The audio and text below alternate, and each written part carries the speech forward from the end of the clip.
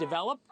Bill O'Reilly, anchor of the No Spin News, author of Confronting Evil, host of the We'll Do It Live podcast, is with us now. Bill, you warned as Minneapolis was going on that the administration needed to de-escalate, and shortly thereafter, Tom Homan came in and said basically we're going to leave and move on from this.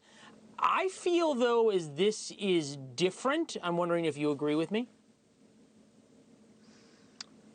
It's different in the sense that it's better organized in Minneapolis, where the protesters were largely local and were running around thinking that they could make some kind of difference, interfering with active ICE investigations, and two of them wound up dead. This, as you pointed out, was a contrived situation out of Portland, Oregon, perhaps the most radical city in the country now. And they bus these people across the country, and they house them and they feed them, and their orders are disrupt. And I don't believe this will have any effect on Homeland Security, while the Minnesota situation did. So ICE changed its tactics in Minnesota, as it should have. And but I don't believe this will. This is going to just lead to more bitterness. And there's a curfew. And I expect the New Jersey authorities, dopey governor or not, to enforce the curfew. So I think that's what will happen this evening. I don't like to be a conspiracy theorist or think ill of our politicians in a cynical way, but for days, Department of Homeland Security begged the New Jersey State Police and the Newark cops to come out and create the buffer zone they are doing now. And the mayor and the governor said, nope, not going to happen. And we saw the images of ICE that's not trained in riot control and crowd control having to protect their own building from this mob that was trying to break in. Then Cheryl and the Newark governor changed their tune. And you heard Cheryl basically try to make this whole point that if we don't do this, then ICE is going to have an excuse to surge in, and ICE is the problem, blah, blah, blah, blah. But still, she backed down and set in the state police, who dealt with things pretty directly the past couple of days. What do you think changed politically in her calculation? It's hard to say. Somebody whispered in the governor's ear, if somebody gets killed, somebody dies, it's going to be at your doorstep. But Governor Cheryl is an open border advocate. She's a progressive leftist. The people of New Jersey foolishly elected her. You had two major corporations leave the state of New Jersey just today for Texas, and that exodus will continue. So, people get what they vote for. And this is happening all over the country, and the red states are prospering because of it. Meanwhile, I think the independent voter, the non-ideological voter, as you pointed out, doesn't like any of this. We don't want anarchy.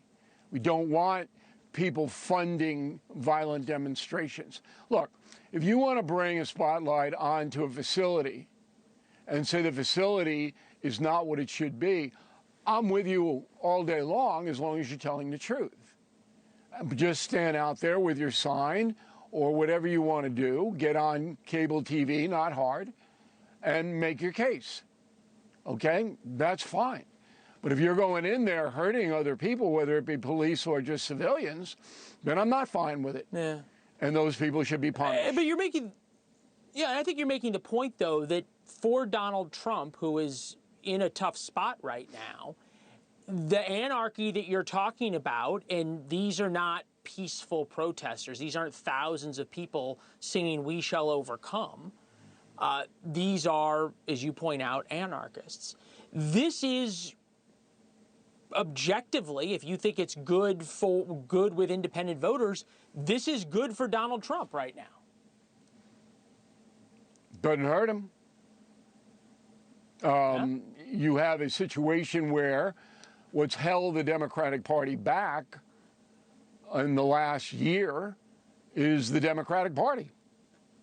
The independent voters don't trust it. They feel that it's full of radicals and progressives control it, and violence is acceptable.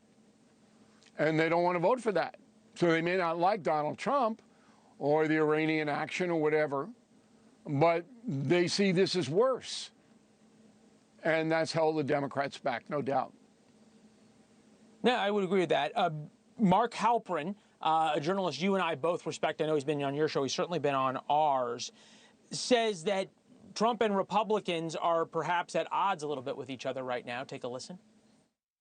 All the things the president focused on, putting his picture on money, building things named after him, lots of buck raking by him and his family. All of these things are driving Republican strategists and candidates on the ballot bonkers, because right now this is setting up to be a wipeout for the Democratic Party. Bill, you've been known to say things pretty directly in terms of what you think the president is either doing right or doing wrong. Is it time now for him to speak 100% solely about issues that the American people really feel affects them, number one, and number two, in a way, I'm thinking specifically about the economy, that the American people understand he feels their pain? I think that you'll see that in September as the campaign rolls up.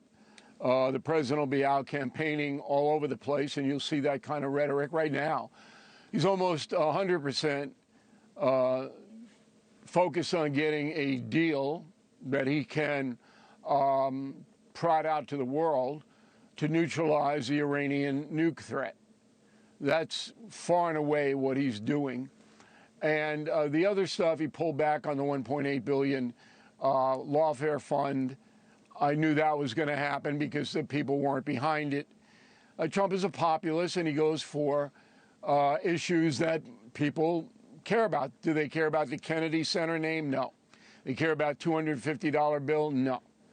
So I think that you'll see that pared down, and the economy can't really start to ignite until the Iranian situation is settled. Once that's settled, I do expect the prices will go down, not all of them, but many of them. And the stock market is already at historical highs, at another historical high today. So it's not that far away. It's not a hopeless situation, as Joe Biden's situation was hopeless. He was hopeless. All right. It's not for Trump. All right. Bill, thank you very much. Thank you for watching. Subscribe below and download our NewsNation app right now on your phone, and you will get fact-based, unbiased news for all Americans.